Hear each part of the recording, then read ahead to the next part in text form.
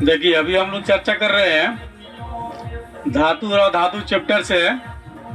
धातु की सक्रियता श्रेणी देख रहे हैं। सक्रिय कहने का मतलब है जो धातु तेजी से अभिक्रिया करता है ना, वह ज्यादा सक्रिय होता है, और जो धातु धीरे धीरे अभिक्रिया करता है वह कम अभिक्रियाशील धातु कहलाता है। ठीक है। अब जब हम श्रेणी क्रम में जब आते हैं, इसका दो गो नाम हो जाता है। एक तो कहते हैं कि धातुओं की सक्रिय श्रेणी, मतलब कितना क्रियाशील है। दूसरा इसका नाम है विद्युत रासायनिक श्रेणी। ठीक है, दोनों बात एक ही होता है। ठीक ना।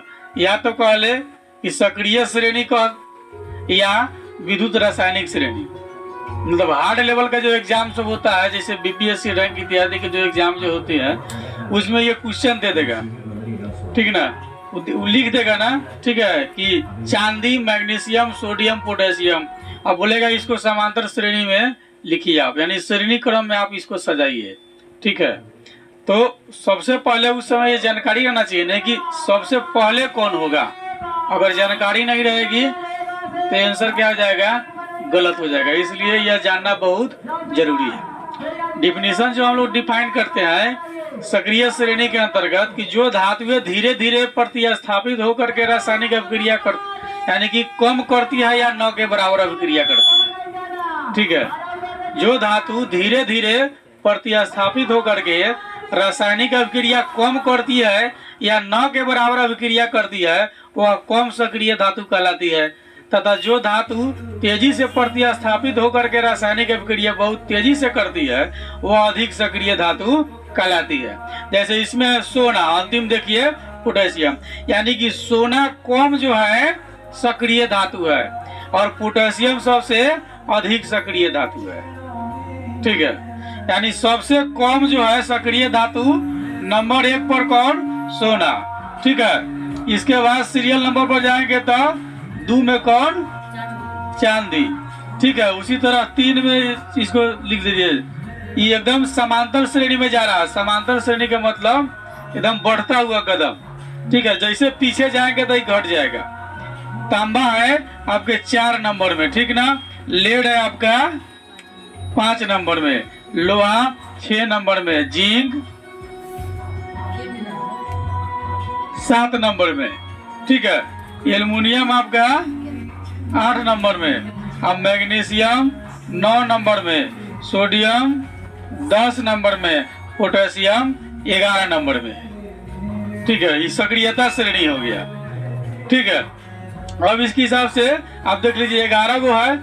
अब पूछेगा कि बताइए आपसे कि चांदी और मैग्नीशियम में सबसे अधिक सक्रिय धातु कौन है, तो कौन होगा, मैग्नीशियम होगा। ठीक है। और तांबा और सोडियम में सबसे अधिक सक्रिय धातु कौन है, सोडियम है। और लोहा और पोटेशियम में सबसे अधिक सक्रिय धातु कौन है, तो पोटेशियम है। ठीक है, मतलब इस सक्रियता समझ में आ रही है। ठीक है। आगे देखते हैं कि तांबा, चांदी और सोना कम सक्रिय धातु होने के कारण जो है साधारणतः संयुक्त अवस्था में यह नहीं पाया जाता है। ठीक है।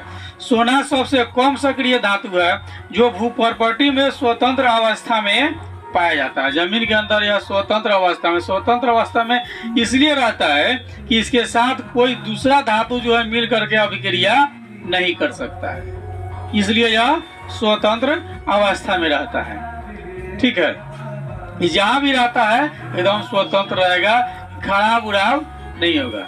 सोना आप ओरिजिनल सोना खरीद करके रख दीजिए, वर्षों तक रखिएगा तो एक ही आपसे रहेगा, उसमें कोई परिवर्तन इत्यादि नहीं होता है, क्योंकि वह कम सक्रिय धातु होता है। एकदम 9 के बराबर जो है कि वह सक्रिय होता है, वह किसी के साथ जल्दी अभिक्रिया नहीं करता है। ठीक है। तो मूल रूप से यह जो है विभिन्न एग्जाम में इस प्रकार का जो है आपको श्रेणी क्रम दे देगा, कहेगा कि बस इसको श्रेणी क्रम में आप सजाइए, इस श्रेणी को आगे पीछे कर देगा। ठीक ना।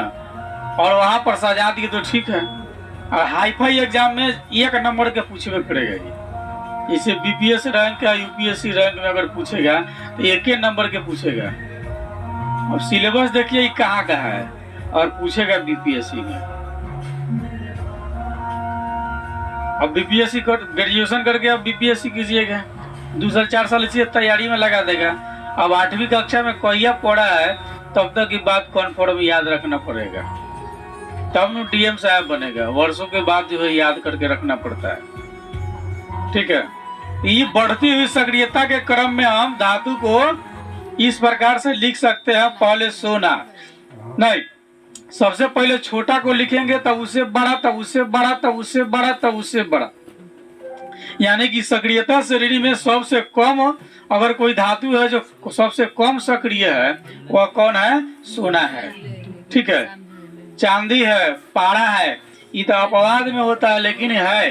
तांबा है, लेड है, लोहा, इदम श्रेणी क्रम से आप चले जाइए और सबसे अधिक में आपका जो है पोटेशियम है। अब बोलेगा चांदी और सोना में सबसे अधिक अभिक्रियाशील कौन है? चांदी है, सोना कम है। सबसे कम अभिक्रियाशील कौन होता है? सोना का होता है। ठीक है, अब हम लोग चर्चा करेंगे धातु के उपयोग पर।